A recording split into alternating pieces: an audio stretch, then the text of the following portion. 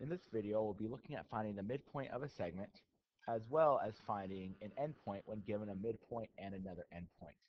So what is a midpoint again? It is a point that divides a segment into two congruent segments. So in other words, it's a point that cuts a segment perfectly in half. So if you think of a ruler as a segment, the midpoint would be 6, because 6 inches is half of the ruler. There's a formula we use when we find the midpoint. So the midpoint formula is your first x point plus your second x point divided by 2. And to find your y point, it's going to be your first y plus your second y divided by 2. This looks kind of complex, but when we break it down, you're actually going to see that it's quite simple. So if we find the midpoint of QS, where Q is at 4, -1, and S is at 6, 0, we could start by graphing it to kind of look at it. Here's 4, -1, 6, 0 would be right here. If you graph that, you'd get that segment right there. So you know the midpoint's going to be in here somewhere. So let's use the formula. So x1 plus x2. So your first x is 4 plus your second x is 6 divided by 2. And that equals 4 plus 6 is 10 divided by 2 equals 5. Now let's do our y portion. Your first y is -1. So -1 plus your second y is 0 divided by 2 equals -1 over 2, which equals -1/2, or you could say -0.5. So your midpoint will be at, your x point is 5, comma, -1 over 2. So that would be 5, -1/2 right there. And that's what we predicted.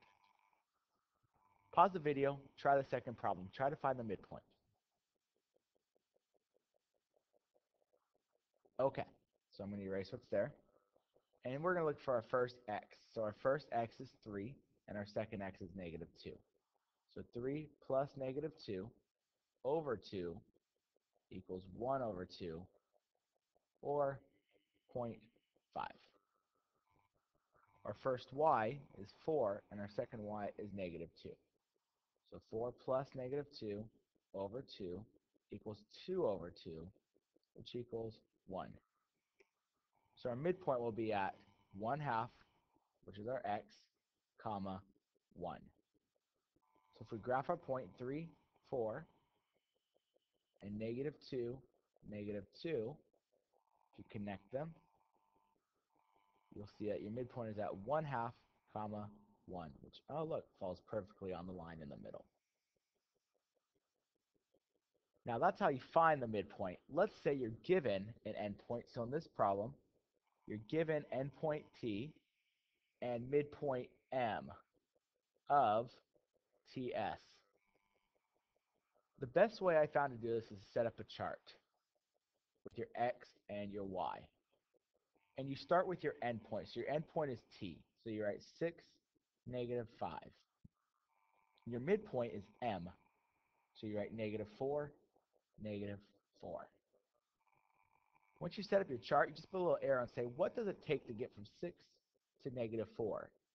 Well, let's see. I have to go through 0, so you go down 6 and then 4 more, so -10. So we're going to put an arrow here and say, we're just going to copy that number again. So if I go from -4 and I go down 10 more, that's going to give me -14. If I come over here from -5 to -4, I go up 1. So I'm going to put an arrow and say up 1 again. So -4 plus 1, -3. So your other endpoint of TS, you can say S is -14, -3. There's your other endpoint. Pause the video and try to find the other endpoint for the second problem. Okay, let's start by making the chart. X, Y. So let's see, endpoint is T, so T is my endpoint. M is my midpoint. So I'm going to say 5, -2. And then my midpoint is 6, 1. To go from 5 to 6, that's just plus 1. So I'm going to do plus 1 again. 6 plus 1 is 7. To go from -2 to 1, Let's see, negative 2 to 0 is 2, plus 1 more is plus 3. So plus 3 again, so 1 plus 3 is 4. So my other endpoint S would be 7, comma, 4. And that's how you find an endpoint when given a midpoint and an endpoint.